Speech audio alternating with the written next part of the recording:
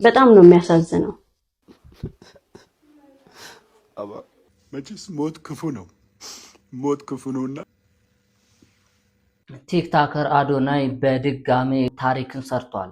መቃወም ተጀምሯል። በፋይዳ መታወቂያ ስጋት ብዙዎች ሀሳባቸውን እየገለጹ ይገኛሉ። እነዚህና ተያያዥ ጉዳዮች እንዲሁም በሰሞኑ እንዳትጠቀሙ የተባሉ ብዙ አባቴ አዲ የኔ አባቴ አመጣ የኔ አባ ችግር የለም ወንድም አለ አሽገቴ የጥምቀትም ቀርቧል ምናምን አዲ የኔ አባት ችግር የለም ወንድም አለ ደስ ብሎኛል። ችግር የለም ወንድም አለ ናስኪ ሞክራት። ለሱራፌል ተካ መኪናው ይገዛል። ወጣት ልጃችን አይናችን አዶኒ እንዴት ነህ አባት? ሰላም ነው? እንደምን አለ? ደህና ነው ወይ? ስለተገናኘን በጣም ደስ ብሎኛል። በጣም ደስ ብሎኛል። እንዴት ነህልኝ? ሁሉም አሪፍ? ዝግ ነው ብሔራዊ ቲያትር ዛሬ? ክፍት ነው። አረ የባህል ልብስ ይዤልህ መጥቻለሁ።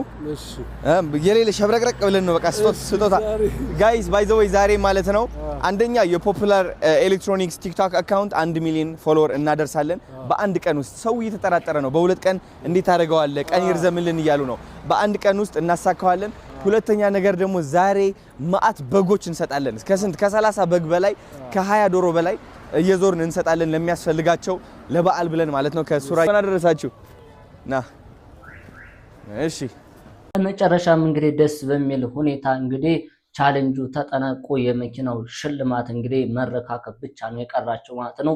ብዙዎችን ማስጨንቆ ነበር። ይህ ነገር ግን ደስ በሚል ሁኔታ እንግዲህ ተሳክቷል። ደስ የሚል ነው። ታዲያ ብዙዎቻችሁ የማታውቁት አላችሁ። ታዋቂው አርቲስት ሱራፌል ተካ ማን ነው ታዲያ? ክብር በክብር እጆን ይስጡ አለ እንግሊዝ። በስልጣኔ ተራቆ እንዲህ ሰማይ ሰማያት ሲነካ ክብር ምን እንደሆነ ገና ማያውቅ እንግሊዝ ደንቆሮ ነው ለካ። ይገርማል ለካ ቁጭ ብለው ከጠበቁት ዘመን ጉዶ ያሳያል። ይሄ ጊዜ የሰጠው ቅል ይሄ ጅል የእንግሊዝ ጄኔራል የአንድ የኢትዮጵያ ንጉሠ ነገሥት እጅ መጨበጥም ይመኛል እኮ እጄን። ባሪስታውኝ ተቀጥሬ ሰራ ነበር። ልክፍቱም የመጣው እዛ ነው። አንጋፋዎች ይሰሩ ነበር። እኔ ደግሞ ባሪስታ ነኝ። በአንድ ቀን ውስጥ ብቻ ማለት ነው 11 ሚሊዮን ብር አሰባስበናል። ህጣጥ ላይ በረሃብ ለተቸገሩ ወገኖቻችን ማለት ነው። የሚያስመሰግን ስራ ነው። በነገራችን ላይ በአንድ ቀን ውስጥ ይሄን ያህል ሚሊዮን ገንዘብ ሬዝ ማድረጉ ብቻ ሳይሆን ሙሉ ሐሳብን ጊዜን በእንደዚህ አይነት ፎሎወር ባለበት በእንደዚህ አይነት ፌመስነት በተደረሰበት ከባድ ነው ፌመስነት ማለት በእንደዚህ አይነት በጣም ከፍተኛ በቃ አቧራ በተነሳበት ጊዜ ላይ ለሰብአዊነት ራስን አሳልፎ ሰጥቶ በእንደዚህ አይነት ሌቭል ዴዲኬትድ መሆን የሚያስመሰግን ስራ ነውና በቀጣይም በጣም አሳሳቢ የሆኑ ብዙዎቻችሁ ማወቅ የሚገባቸው የተከለከሉ የታሸጉ ነገሮች አሉ። ዓለም ላይ ከሚመረቱ የታሸጉ ውሃዎች ወይም በጃር ከሚሸጡ ውሃዎች 50% በተፈጥሮ ውሃ የሚገኙ ሳይሆኑ ከቧንቧ ተቀርተው እንደሚሸጡ ስንቶቻችሁ ታውቃላችሁ? ብዙ ሰው ከተራራ ስር ከሚገኙ ውሃዎች አሊያም በተፈጥሮ ምንጮች ከሆኑት የሚገኙ ተብሎ የሚታሰቡት እነዚህ የጃር ውሃዎች እንደሚታሰቡት አይደሉም። ግማሽ በላይ የሚሆኑት ከቧንቧ ተቀርተው የተወሰኑ ማጣሪያ ተደርጎላቸው እንዲሁም ገንቢ ማዕድናት ተደርጎባቸው እንደሚሸጡም ተገልጿል። በአሜሪካ እንኳን 64% የሚሸጡት ውሃዎች እንደዚሁ ቀጥታ ከቧንቧ የሚቀዱ መሆኑን ተገልጿል።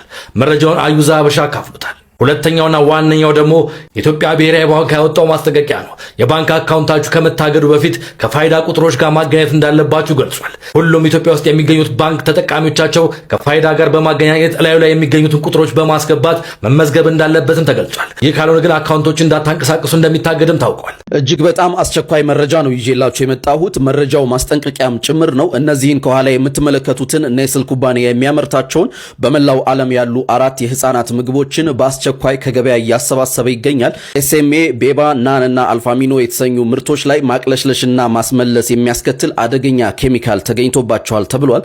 ማስጠንቀቂያው አፍሪካንም ይጨምራል። በተለይ ባለፈው ሰኔ ወር የተመረቱና የ18 ወር ቆይታ ያላቸው ምርቶች እቤታችሁ ካሉ እንዳትጠቀሙት። እንደሰማችሁት እንግዲህ በጣም ብዙ የተከለከሉ ነገሮች አሉ። በተለይ ማንጠብቃቸው ውሃ ለምሳሌ መለየት አንችልምና ከተፈጥሮ ከናቹራል ነገር የተቀዳ የመሰለ ሌላው ቢቀር እንደው ምግብ ነክ ነገሮች ላይ በጣም በሚያሳዝን ሁኔታ ነው። ለዛም በጣም መርዛማ ናቸው። እነኛ ምክንያቱም ያን ነገር ለማቆየት ሳይበላሽ ብዙ ጊዜ እንዲቆይ ለማድረግ ሲሉ ወዙን እንዳይቀይር ሲሉ የሚጨምሩበት ኬሚካል በጣም አደገኛ እና ለካንሰር ለተለያዩ ውስጣዊ ችግሮች እያጋለጠ ይገኛል ማለት ነው። ለማንኛውም እንግዲህ ንጹህ ነው እያልን በሃይላንድ የምንቀዳው ውሃ ሁሉም እንግዲህ የሚመጣው ከንጹህ ከናቹራል ከውሃ ከተሰራበት ከፋብሪካው ቀጥታ ከዛ የሚወጣ እንዳልሆነ ተገልጿል። በመቀጠል እንግዲህ ሰሞኑን አነጋጋሪ ሆኖ ከቀነኒ አዱኛ ጉዳይ አዲስ መረጃ ወጥቷል። የቀነኒ አዱኛ አሳዛኝ ህልፈት ዜና አሁንም መላውን ህዝብ እያስቆጣ ባለበት በዚህ ወቅት ታላቅ ወንድሟ ለማ አዱኛ ላለፉት ቀናት ይዞት የነበረውን ዝምታ በመስበር ልብ የሚሰብሩ መረጃዎችን ይፋ አድርጓል። ለማ አዱኛ በሰጠው ምስክርነት እህቱ ቀነኒ በምንም አይነት ሁኔታ ራሷን ለመጉዳት ፍላጎትም ሆነ ሐሳብ እንዳልነበራት ገልጾ አስክሬኗን ቤት ውስጥ በተመለከተበት ወቅት ህይወቷ እንዲያልፍ የተደረገው እዚያው እንደሆነ መረዳቱን ገልጿል። ለማ አዱኛ እንደሚለው ከሆነ የቀነኒ አዱኛ አስክሬን በያኒት ሆስፒታል በኩል አልፎ ወደ ሚሊኒክ ሆስፒታል ሲወሰድ ቤተሰቦች ሳያዩት በሚስጥር ሊቀበር ታቅዶ የነበረ ቢሆንም እሱ ግን በጉልበት ሳጥኑን ከፍቶ ለመመልከት እንደቻለና በወቅቱ እህቱ ላይ ምንም አይነት ጭረት ወይንም የተሰበረ አጥንት አለመኖሩን አረጋግጧል። ለምን እኛ ሳናይ ሊቀብሯት ፈለጉ የሚለው ጥያቄ እስካሁን መልስ ያላገኘ ሲሆን የመንግስት አካላት ቤተሰቡ ዝም እንዲል ጫና ሲያደርግባቸው እንደነበርና አሁን ግን እውነታው ለዓለም ይፋ መሆን ስላለበት ድምፁን ለማሰማት መወሰኑን ለማ አዱኛ አስታውቋል። ሌላው እጅግ አሳሳቢ ጉዳይ እውነቱን አውጥቷል በሚል ታናሽ ወንድማቸው ሊበን አዱኛ ደህንነት አደጋ ላይ መውደቁ ነው። ሊበን ሚስጥር አውጥተሃል በሚል የማስፈራራት መልእክቶች እየደረሱት መሆኑን ለማ ገልጿል። ወንድሙ ላይ ጉዳት እንዳይደርስም ስጋቱን ገልጿል። አስከሬኑን ከፍቼ ነው ያየሁት። አስከሬኑ ላይ ምንም አይነት ስብራትም ሆነ ደምም ሆነ የተለያየ ጉዳት አልደረስም። ከዛም ያክል ፎቅ ላይ የወደቀ ሰው ደግሞ ይሰባበራል፣ ብዙ ነገር ይደርስበታል። ስለዚህ ማለት ነው አንዱ ቀነኒ ቤት ውስጥ ነው የሞተችው። ቤት ውስጥ ሞታ ነው አቅፈው መሬት ጥለው አወርደው እንደዚህ ሞተች፣ ራሷን ጣለች የሚሉት እንጂ እሷ እንደዚህ አይነት ሀሳብ ላላቸው ሰው እንኳን መድኃኒት ነች ልጅቷ። ስለዚህ የሞተችውም ቤት ነው። ከቤት ነው አወጥተው ታች ጥለው ጮኸው እንደገና ማንም እኛ ሳናይ ምንም ነገር የእሷን አሟሟትም ምንም ነገር ሳናቅ እዚህ ከተማ እያለን 9 ሰዓት የሞተች ልጅ በሚዲያ ተለቆ ስለ እሷ ጉዳይ ሌላ ስንት ሰው አውቁ ከመጀመሪያው ሆስፒታል እስከ ሚሊክ ሄዱ። ሚሊክ ያለው ፕሮሰስ አልቆ ከዛ በኋላ ነው እኛ ራሱ ድረስ በግድ አስከሬኑን አስከፍቼ ያየሁት ነው። ለምን ተበሳጫችሁ? እውነቱን እኮ ልክ ነው። ቢንጫጫ ምን እናመጣለን? ምን አመጣን? የኔን ሞት ነው የሞተችልኝ የኔ እናት። የቀነኒን ህይወት እኔ እንደኖርኩት ስንቶቻችሁ ታውቃላችሁ? ቀነኒ በህይወት የለችም፣ አልፋለች። ከምድር በታች ነው ያለችው። እኔ ደግሞ ከምድር በላይ ነኝ። ግን ቢሆንም አሁንም በየቀኑ እየሞትኩ ነው ያለሁት። ያሳለፍኩትን ትራማ ይሄ ነው ብዬ ልነግራችሁ አልችልም። ከትናንትና ወዲያ ማታ የወንድሟ ቪዲዮ ተልኮልኝ እያየሁት ወንድሟ ውስጥ ያለው ሀዘን፣ ወንድሟ ውስጥ ያለው መከፋት፣ እኔም ከሱ ጋር በምኖርበት ሰዓት ታናሽ ወንድሜ አብሮኝ ይኖር ነበር። እሱ የተሰማው እያንዳንዱ ስሜት የኔን ወንድም ይሰማው ነበር። እናቴ በየሳምንቱ በየቀኑ የአውሮፕላን ወጪ ታወጣ ነበር። እኔ ተደብድቤ እኔ የሆነ አካል ጉዳት ደርሶብኝ እኔና እሱን ለማስማማት በየቀኑ ከጎንደር አዲስ አበባ ትመላለሳለች። ራሴን ለማጥፋት ሞክሬያለሁ። አንዴ አይደለም 2-3 ጊዜ። አልገደለኝም። ራሴን እንዳጠፋ ነበር ከቤተሰቦቹ ጋር አብሮ ፑሽ ያደረገኝ ነበር። ቀነኒ የራሷ ስራ አላት፣ የራሷ የሆነ ነገር አላት። እኔም የራሴ የሆነ ነገር አለኝ። የሱ ጥገኛ የቤት እመቤት አልነበርኩም።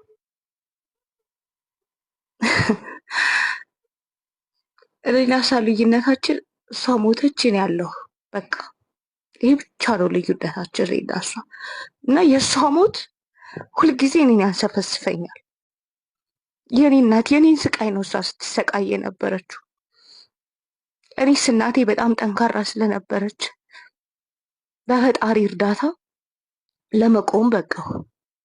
እንዲህ ደህና ለመሆን በቃው። በህይወት ለመኖር ለመተንፈስ በቃው። ግን እኔ ሙቼ ነበር፣ ተረስቼ ነበር። እሷን በየሬስቶራንቱ እየወሰደ ነው አይደል አቢዩዝ የሚያደርጋት የነበረው። እኔንም በየሬስቶራንቱ እየወሰደ በተወለድኩበት ባደግኩበት ሰፈር ያዋርደኝ ነበር። እንደሰማችሁት እንግዲህ ሰሞኑን መልስ የሰጠው የባለቤቷ ማለት ይቻላል የአርቲስት አንዷለም ምንድነው ያለው? ሺህ ቢንጫጫ ነው ያለው። እና አሁን እየሰጣቸው ያሉ መልሶች ከሷ መሞት ከሀዘን ቤተሰቦቿ እንዳይወጡ ጭምር የሚናገራቸው ነገሮች በጣም የሚያባብሱና እሱ ደግሞ እዚህ ግድያው ላይ እንደተሳተፈበት የሚያመለክቱ ነገሮች ናቸው። ብዙዎችም ፍትህ እያሉ ነው። ነገር ግን እሱ በአጭር ቋንቋ ሺህ ቢንጫጫ ምንም የሚያመጣው ነገር የለም እያለ እንግዲህ ሰሞኑን እየፖሰተ ይገኛል ማለት ነው። ይህ ነገር ታዲያ በብዙዎች ዘንድ ቁጣን ቀስቅሷል። እንደዚህ አይነት ተመሳሳይ ህይወት ያላቸው ብዙዎች እንዳሉ ወጥተው ሚዲያ ላይ ሀሳባቸውን እየገለጹ ነው ማለት ነው። መቼስ ሞት ክፉ ነው። ሞት ክፉ ነውና ጀግና ነው። ሞት ክፉ ነው ግን ጀግና ነው። የሰው ልጆች አባት ነው።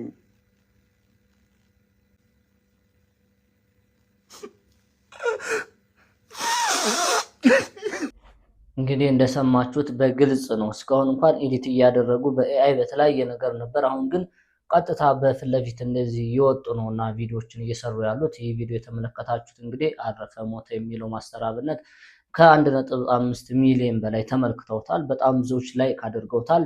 እውነት መስሏቸዋል ይህ ነገር የተፈጸመና እንደዚህ የሚያደርጉውን እየጨመሩ መጥተዋል እና ለፎሎወር ሲሉ እንግዲህ የሰውን ልጅ በቁሙ እንደዚህ የሞት አዋጅ እያወጁበት ይገኛሉ። ነቢያትን እያሉም ብዙዎች ፓስተርም እንግዲህ የመሞቻ ቀን ደርሷል እያሉ ነው። እንግዲህ ለወንድማችን እግዚአብሔር ምሕረቱን ያንጣለት ነው የምንለው። ምን አይነት የሰው ልጅ ክፋት እንዳለው እና በምን ያህል ልክ የተንቀሳቀሱ እንዳሉ የሚያሳይ ሁኔታ ነው ማለት ነው። መጨረሻም አስደንጋጩ በፋይዳ መታወቂያ ምክንያት ብዙዎች ኢትዮጵያ የፈረመችውን ነገር እየተቃወሙ ይገኛሉ። እሱ ምንድን ነው? በጣም ነው የሚያሳዝነው። ኢትዮጵያን ፈረመች ዲሴምበር 23 ከ5 ቀን በፊት ዩ ጋይስ ኢትዮጵያን ፈረመች። ስለምን እንደማወራላችሁ እንገራችሁ። ስለ አሜሪካ ፈርስት የሚለውን ግሎባል ሄልት ዲል አለ አይደል? ኢትዮጵያን ፈረመች አሁን ዲሴምበር 23 ላይ። ወይኔ ኬንያ ማለት ነው። ኬንያ ዲሰምበር 4 ነው የፈረመችው፣ ከምንም አፍሪካ ሀገራቶች በፊት ማለት ነው የፈረመችው። እና ለምን ፈረምክ ብለው ዊሊያም ሩቶን ኮርት ወስዶታል። ፍርድ ቤት ጃንዋሪ 16 ለጃንዋሪ 16 ተቀጥሯል። ለምን እንደፈረመ እንዲያስረዳ ማለት ነው። ዲሉን ልንገራችሁ። ኢትዮጵያ የፈረመችውና ኬንያ የፈረመችውን በማነጻጸር ላስረዳችሁ። በይዶ ኢትዮጵያና ኬንያ ብቻ አይደለም የፈረሙት፣ እነ ናይጄሪያ እነ ሩዋንዳ ምናምን። ግን ማንም ሰው ምንም የጠየቀ የለም። ኬንያውያኖች ብቻ። እኔ ግን ኬንያኖች በጣም አድናቂያቸው ነኝ። ኬንያኖች ብቻ ናቸው የጠየቁት። አይ ቲንክ እንዳለ 40 ፔጅ ራሱ ያነበቡት አገራቶች የኬንያ ፒፕል ብቻ ናቸው የሚሆኑት። ሌላው ዝም ብሎ ብቻ ብሩን ለማግኘት ነው የፈረመው። ዲሉ ምን መሰላችሁ? እንደ ድሮ ዩኤስኤአይዲ ምናምን የለማ፣ እንደ ድሮ ኤንጂኦ ምናምን ፈንድ አይደረግም ነው አሜሪካ የምትለው። አሁን ባይላትራል በቃ ገቨርንመንት ቱ ገቨርንመንት፣ ይሄኛው መንግስት የአሜሪካ መንግስት ለኢትዮጵያ መንግስት ቀጥታ ዳይሬክትሊ ብሩን ይሰጣል። የተመደበልን ገንዘብ ደግሞ 1.6 ቢሊዮን ዶላር ነው። ለኬንያ የተመደበላት 2.5 ቢሊዮን ዶላር ነው። ከዛ ውስጥ ኢትዮጵያ ወደ 400 ሚሊዮን ምናምኑን ዶሜስቲክሊ ፋይናንስ ማድረግ አለባት። የተቀረውን አሜሪካ ትሰጣታለች። የኬንያ ደግሞ 2.5 ውስጥ ወደ 1.8ቱ ነው እንደዛ ዩኤስ ፈንድ ታደርጋለች። ኬንያ ደግሞ ወደ 800 ምናምን ሚሊዮኑን በራሳቸው በዶሜስቲክ ፋይናንሲንግ። ከዛ ዶሜስቲክ ፋይናንሲንግ ደግሞ ስናካሄድ ማለት ነው ከወርልድ ባንክ ተቀብለን ምናምን ማድረግ አንችልም። ራሳችን እዛው በዶሜስቲክሊ ነው ፈንድ ማድረግ የምንችለው እንጂ ከሌላ ኤክስተርናል ፈንድ አድራጊዎች ወስደን ምናምን አሜሪካ ይሄንን ብር ለኢትዮጵያ ምንድን ነው እንድታደርግላት የፈለገችው? ኢትዮጵያ የጠየቀችው ዲጂታል ኢንፍራስትራክቸር እንድትዘረጋበት which is እንዳለ ሄልዝ ኬር ሲስተሙ ዲጂታላይዝ አድርጉልን ነው። ላቦራቶሪውን ዲጂታላይዝ ምናምን አዘምኑልን ብላ ነው የጠየቁት። ስለዚህ ዲጂታላይዝ ሲያደርጉ የኛ ሄልዝ ዴታ አላቸው ማለት ነው። ፉል አክሰስ ነው የተሰጣቸው። ኢማጂን ፉል አክሰስ የ100 ሚሊዮን ህዝብ ዴታ ፉል አክሰስ ማድረግ ይችላሉ እነዚህ ሰዎች። you know what I mean? ኬንያ ኖ እኛ ዲጂታል እንድታረጉልን አንፈልግም፣ የምንፈልገው ፕራይቬሲያችን ነው። ስለዚህ ምን ኢንክሉድ እንደሚያደርግ ልንገራችሁ። አንድ ሰው ሐኪም ቤት ከገባበት ሰዓት ጀምሮ እስኪወጣበት ያለውን ዴታ ነው የሚፈልጉት። በቃ ገባ፣ ታከመ፣ ዴሞግራፊው ማን ነው፣ ስንት አመቱ ነው፣ እሺ ምን ላቦራቶሪ ተካሄደለት፣ ውጤቱ ምን ነበር፣ ምን መድኃኒት ተሰጠው ነው፣ ኤቭሪቲንግ ዲቴይሉን፣ የብለድ ሳምፕሉ ና ኤቭሪቲንግ ነው የሚፈልጉት ማለት ነው፣ ዴታውን የሚፈልጉት። ሌላው ኤምኦዩ ላይ ማለት ነው ያለው እዛ ዲሉ ላይ ያለው ሁለተኛው ያጣላው ኬንያ ውስጥ ስፔስመን ሼሪንግ ነው። ምንድነው ስፔስመን ሼሪንግ ማለት? የአንድ አሁን ለምሳሌ እኛ ጋር መርበርግ ነበረ ይሆን ባለፈው። ልክ እሱ በታየ በ5 ቀናት ውስጥ ፊዚካል ስፔስመን ወደ ዩኤስ መላክ አለበት ነው የሚለው ህጉ። ዩኤስ ሄድና ሲዲሲ ኦር ላይክ የዩኤስ ፕራይቬት ገቨርንመንቶች ፕራይቬት ሴክተሮች ያዩታል፣ ይመረምሩታል። ከዛ መድኃኒት ይሰሩለታል ወይ ደግሞ እንትን ይሰሩለታል፣ ምንድነው ክትባት ይሰራለትና መጥቶ ያ እንትን መድኃኒት መጥቶ ለኛ ወይ $1,000 ወይ $2,000 ምናምን ይሸጡልናል ማለት ነው። እና ኬንያን የሚሉት ምንድነው ፈርስት ኦፍ ኦል አሉ ስፔስመንን ወስዳችሁ ከሰራችሁ የኛ ቤኔፊት ምንድነው ነው እነሱ እያሉ ያሉት። ፓተንት የምታደርጉት እነሱ አላማቸው አክቹሊ ፓተንት ማድረግ ነው። ፓተንት የምታደርጉት ከሆነ ፓተንቱን ሼር ማድረግ እንፈልጋለን። ኦር ቤኔፊት ሼር ማድረግ የምትሸጡበትን ቤኔፊት ሼር ማድረግ እንፈልጋለን። ወይ ደግሞ የምትሰሩትን ክትባት ወይንም መድኃኒት በቺፕ ዋጋ ነው ኬንያ መግዛት ያለባት። ወይ በነፃ ነው መስጠት ያለባችሁ፣ ወይ እንትኑን ቤኔፊቱን ሼር ማድረግ አለብን የሚል ማን ነው ክላ መኖር አለበት ህጉ ላይ። ኢትዮጵያ ግን እንደዛ አልጠየቀችም ነው። ኢትዮጵያ ጄኔሪክ የሆነ መድኃኒት መግዛት አትችልም። መድኃኒትም ሆነ ክትባት which means አሁን ለምሳሌ ሌትስ ሴይ ዩኤስ የምትሰጠን አሁን የምታመጣልን ክትባትም ሆነ መድኃኒት ተወደደብን፣ ስለዚህ ሌላ አልተርኔቲቭ እንፈልግ፣ አማራጭ እንፈልግ ብለን እንኳን ሄደን መግዛት አንችልም። ምክንያቱም ውሉ ላይ ምን ይላል? ባይ አሜሪካን፣ ከአሜሪካ ካምፓኒ ነው መግዛት ያለባት ኢትዮጵያ። ካልሆነ ውሉ ፈራሽ ማድረግ ትችላለች አሜሪካ ይላል። ሌላ ደግሞ የ150 ሚሊዮን ቦነስ አላት። እነዚህ ነገሮች ማክበር ከቻለች ኢትዮጵያ $150 ሚሊዮን ይጨመርላታል የሚል አለ። ሜዲካል ኮሎኒያሊዝም እያሉት ነበር ኬንያኖች። ዴታና ሜዲካል ኮሎኒያሊዝም ነው ይሄ አዲሱ የቅኝ ግዛት ስታይሎቻቸው። ሌላው ደግሞ ጥላ ያስነሳው ማለት ነው እንደዚህ ቴክኒካል አድቫይዘሮች የሚባሉ አሜሪካውያን ወደ ሚኒስትር ኦፍ ሄልዝ ውስጥ ገብተው እንዲሰሩ የሚል አለ ማለት ነው ፊርማው ላይ። የአሜሪካውያን መጥተው እኛ አገር ሚኒስትር ሄልዝ ውስጥ እንዲሰሩ ነው። ኬንያ ነው አለች። ለምን የእኛን ሰዎች አንደርማይን እያረጋችሁ ነው ወይ? እና ሲቀጥል ዲሉ ራሱ አሜሪካ ፈርስት እያለ ሰው ይሄ የሚመጡት ሰዎች ለአሜሪካ ነው እንጂ የሚሰሩት ለኢትዮጵያ ወይንም ለኬንያ አይሰሩም ማለት ነው። which is አሁን ለምሳሌ ፕራዮሪቲ መስጠት የነበረብን አሁን የሴቶች ሞት ምናምን ካለ የእናቶች ሞት ምናምን ካለ ለሱ ፕራዮሪቲ መስጠት ትቶ አሜሪካዊ ስለሆነ አሜሪካ የምትፈልገውን ዴታ ብቻ ማሯሯጥ ነው የሚይዘው። ዩኖሚን ለአሜሪካ ብቻ ነው መስራት የሚችለው። ስለዚህ አንድ ሉዓላዊነቷ የተጠበቀ አገር ለምን የሌላን አገር ሉዓላዊነት ታስጠብቃለች? ኖ ዌይ፣ ይሄ ዲል መውጣት አለበት ነው የሚሉት። ሌላው ደግሞ ማለት ነው ዴታችንን አንዴ ከሄደ በኋላ ዩኤስ ሰርቨር ውስጥ ነው የሚገባው። በአጭሩ ይህ ነገር ይህ ስምምነት ምንድነው ከፋይዳ ከመታወቂያ ጋር በተያያዘ እና አጠቃላይ የኛ መረጃዎችን አሁን እንድናስገባ በባንክም በተለያዩ መስሪያ ቤቶችም እየተደረገ ይገኛል እና ይህ ነገር ታዲያ መጨረሻው ወደ ሌላ ሊሄድ አይደለም ወይ እየተባለ በብዙዎች ዘንድ ታዲያ ቁጣ ቢቀሰቅስም አሁን ደግሞ የባሰ ነገር እንግዲህ ከአሜሪካ መንግስት ጋር የተፈረመው ነገር በጣም በጣም አስከፊ ነገር ነው። ኬንያዎችም ይሄን ነገር ተቃውሞታል። እንግዲህ መንግስትንም ጠይቀው አንፈልግም ብለዋል ማለት ነው። እያንዳንዱ የጤናችን ሁኔታ ሁላችንም አንከተብም ብንል መረጃው አለ እንዳለ ፋይሉ ላይ ይቀመጣል። በእኛ ተሰራ ልክ በእያንዳንዱ እንግዲህ በዛ የምንከተብ ይሆናል። ራሳቸው ናቸው የሚያዘጋጁት። እንግዲህ የሆነ በሽታም ሊለቁ ይችላሉ፣ የሆነ ነገር ሊያደርጉ ይችላሉ። ሙሉ የሚያዘዋውሩት በቃ ራሳችን እኛ ኮንትሮል የሚያደርጉን በእነሱ ዘንድ ይሆናል ማለት ነው።